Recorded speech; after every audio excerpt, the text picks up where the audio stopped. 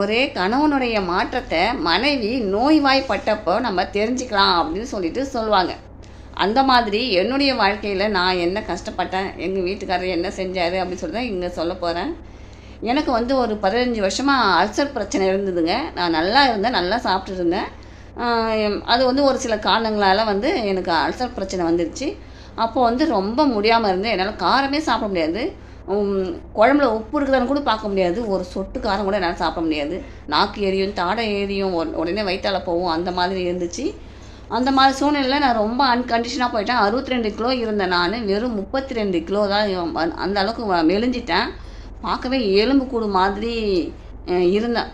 எனக்கே டாக்டருங்களாம் வந்து இவங்க வந்து மனநலம் பாதிக்கப்பட்டவங்க மாதிரி ஆகிட்டாங்க, இவங்க வந்து பிழைக்கிறதே கஷ்டம் அப்படின்னு சொல்லிட்டாங்க. 2-3 டைம் வந்து ரொம்ப அன்கண்டிஷன் ஆகி கார் வச்சுலாம் ஏற்றிட்டு வர அளவுக்கு நான் ஆயிட்டேன்.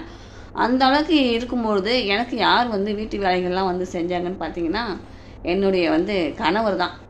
என்ன பண்ணாருன்னா, காலையில் எழுந்து வாசல் தெளிச்சுட்டு பெருக்கிடுவார். அதுக்கப்புறம் பசங்களுக்கு டீ போட்டு கொடுத்துருவாரு. அதுக்கப்புறம் காலையில் மட்டும் டிஃபன் வாங்கிட்டு வச்சுருவார். தினமுமே நான் ஒரு 15 வருஷம் அந்த மாதிரி இருந்தேன். எப்போயாச்சும் ஒரு டைம் எங்கள் அம்மா வருவாங்க, வந்து 1 மாதம் இருப்பாங்க. ரெகுலராக வந்து அவங்க இருக்க முடியாது இல்லையா, அப்போ வந்து போயிடுவாங்க. அப்போ வந்து மீதி நாட்கள் ஃபுல்லாக அவர் தான் வேலை செய்வார். நான் வந்து சாப்பாடு மட்டும் தான் செய்வேன். பசங்களுக்கு வந்து மதிய சாப்பாடு மட்டும். அது எப்படி செய்வேன்னா, படுத்து செய்வேன். என்னால் செய்ய முடியாது. என்னால் வந்து நான் என்ன அப்போ சாப்பிட்டேன்னு பார்த்தீங்கன்னா வந்து பால் சாதம், தயிர் சாதம், கீரை, என்ன எவ்வளோ சாப்பிட்டேன்னு பார்த்தீங்கன்னா இவ்வளோ தான் சாப்பிடுவேன். ஒரு உண்ட அளவுக்கு தான் சாப்பிடுவேன். குழந்தை சாப்பிட்ற அளவுக்கு சாப்பிடுவேன். அதே போல் இட்லி வந்து ஒரு 1/2 இட்லி, 1 இட்லி சாப்பிடுவேன். அது வந்து சக்கரை தொட்டு தான் சாப்பிடுவேன். அந்த மாதிரி சூழ்நிலை 12 வருஷம் வனவாசம் போன மாதிரி போயிட்டு வந்தேன். தொண்டை கரகரனுது. அந்த மாதிரி சூழ்நிலையில் அவர் தான் அந்த வேலைலாம் செஞ்சார். பசங்களுக்கு டீ போட்டு கொடுத்துருவாரு, தண்ணி பிடிச்சிருவாரு, பசங்க துணியெல்லாம் துவைச்சி போட்டுருவார், என் துணி துவைச்சி போட்டுருவார். எல்லாமே செஞ்சுட்டு அப்புறம் தான் வேலைக்கு போவார். நான் சமையல் மட்டும்தான். அந்த மதிய சாப்பாடு செஞ்சு கொடுக்குறேன் பார்த்தீங்களா, அது மட்டும் தான் நான் செய்வேன். வேறு யாரும் நமக்கு சேர்த்து மாமனாரோ யாரும் கிடையாது. நான் தான் செய்யணும்.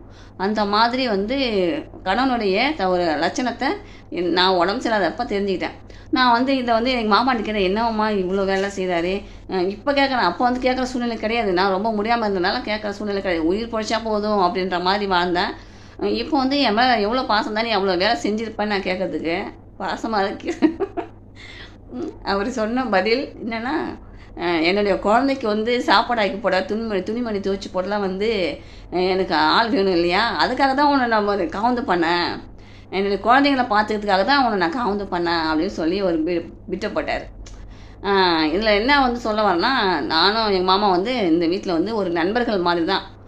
கணவன் மனைவியாக இருந்தாலும் ஒரு நண்பர்களாக வாழ்ந்துட்டு வரோம். அது என்ன சொல்கிறதுன்னா, உங்களால் அது புரியாது. நாங்கள் வந்து ஏதோ ஒரு சூழ்நிலையால் உடல் அளவில் பிரிஞ்சிட்டோம். இருந்தாலும் நாங்கள் வந்து ஒரு நல்ல நண்பர்களாக ஒரே வீட்லேயே நாங்கள் சந்தோஷமாக தான் வாழ்ந்துட்டுருக்கோம். இது வந்து யாருமே ஏற்றுக்க மாட்டாங்க, சாத்தியம் இல்லைன்னு தான் நினைப்பாங்க. ஆனால் இது சாத்தியம். எங்கள் வாழ்க்கையில் நாங்கள் அப்படி தான் வாழ்ந்துட்டு வரோம். கிட்டத்தட்ட 11 வருஷமாக ஆகுது நாங்கள் இல்லாத வாழ்க்கையில் புகுந்து. இப்போ நல்ல நண்பர்களாக வாழ்ந்துட்டு வரோம். இது சாத்தியம், உண்மை. எங்கள் மாமா வந்து எந்த அளவுக்கு என்னை கவுந்து பண்ணிட்டு வந்தார், என்னுடைய குழந்தைங்களுக்காக என்னை கவுந்து பண்ணிட்டு வந்தாருன்னு சொல்லியிருக்கேன். இந்த வீடியோ பிடிச்சிருந்தா ஒரு லைக் பண்ணுங்கள்.